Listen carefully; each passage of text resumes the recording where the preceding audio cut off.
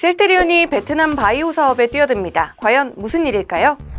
셀트리온이 지난 1일 베트남 제약사 비나팜과 합작법인을 설립하기 위해 업무 협약을 체결했습니다. 합작법인은 바이오 의약품 생산 공장 건설을 위한 제반 절차를 담당하는데요. 향후 베트남 내수용뿐 아니라 수출용으로도 제품을 생산한다고 합니다. 셀트리온의 베트남 진출 야망은 지난 2018년부터 시작됐습니다. 당시 제3공장 부지를 선정할 때 베트남을 유력 후보지로 검토한 바 있는데요. 이번 합작법인 설립은 동남아 제약 사업의 핵심으로 떠오른 베트남 시장을 공략하기 위한 공격 행보로 됩니다. 베트남으로 향하는 셀트리온 앞으로는 어떻게 될까요? 자세한 내용은 이정환 교수가 분석했습니다.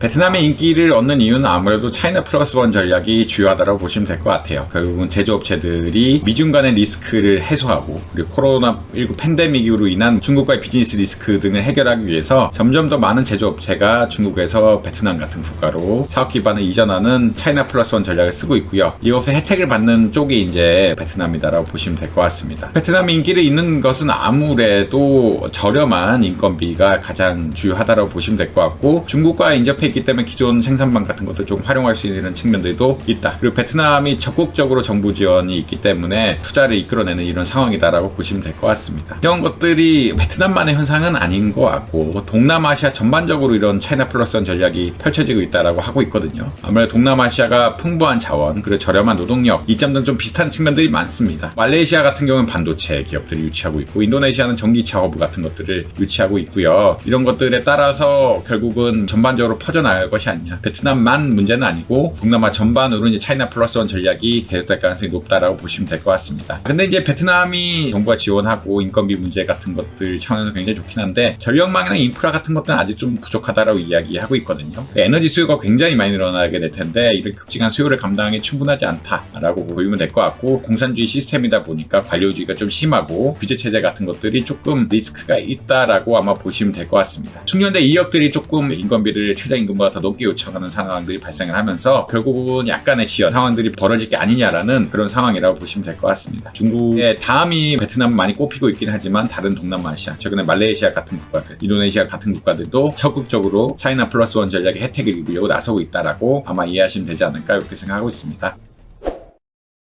오늘 덕으로에서 준비한 소식 어떠셨나요? 더 자세한 내용이 궁금하시다면 덕으로 홈페이지와 유튜브 구독을 통해 만나보시기 바랍니다.